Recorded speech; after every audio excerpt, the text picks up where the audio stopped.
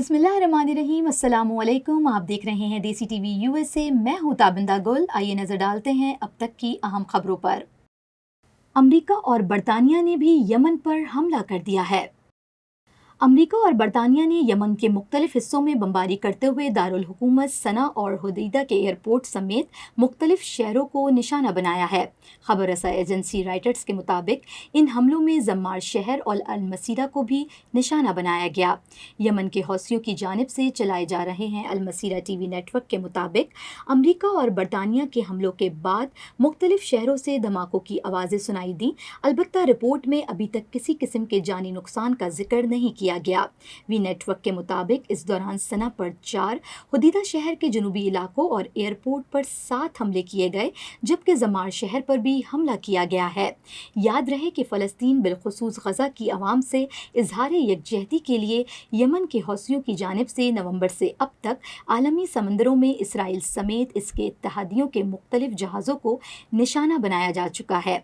इन हमलों के जवाब में अमेरिका और बरतानिया की जानिब से भी जवाबी हमले किए गए, जिसके सबब ताजिर अपने जहाज़ों को बहरिया अहमर और नहर सुएज़ के बजाय अफ्रीका की जानिब तवील रास्ते तय करने की जाने पर मजबूर हैं। इस कार्रवाई से तकरीबन एक हफ्ते कबल 29 सितंबर को इसराइल ने भी यमन में बमबारी की थी, जिसमें यमन के चौथे बड़े शहर हुदीदा की बंदरगाह को निशाना बनाया गया था, जिसके नतीजे में कम से कम 4 अफराद शहीद और 30 से ज़ायद जख्मी हो गए थे।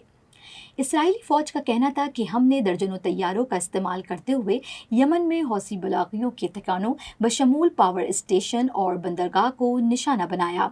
इसराइली फ़ौज के तर्जुमान कैप्टन डेविड इब्राहिम ने एफएपी से गुफ्तगू में कहा था कि आज बड़े पैमाने पर की गई फ़िज़ाई कार्रवाई में फ़िज़ाइया के दर्जनों तैयारों ने यमन के इलाकों रास ईसा और हुदीदा में हौसी हुकूमत की फ़ौज के ज़रिए इस्तेमाल अहदाफ तंसीबात को बनाया।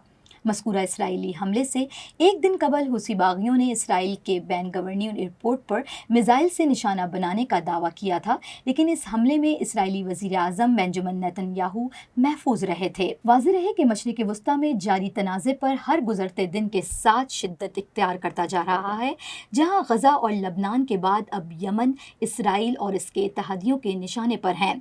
गज़ा में तकरीबन एक साल से जारी इसराइली हमलों और बदतरीन बमबारी में गज़ा की पट्टी मलबे का ढेर बन चुकी है और अब तक इन हमलों में 40,000 अफराद शहीद और 1 लाख से ज़ायद ज़ख्मी हो चुके हैं।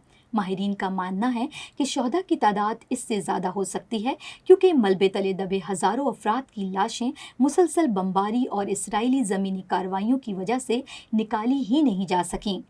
अभी गज़ा में जंग ही थी कि इसराइल ने पेजर और वॉकी टॉकी धमाकों से लबनान को निशाना बनाना शुरू किया और फिर बड़े पैमाने पर फ़िज़ाई हमले शुरू कर दिए, जिसमें ईरान की हिमायत याफ्ता लबनान तंजीम हज़बुल्लाह के ठिकानों को निशाना बनाने का दावा किया गया।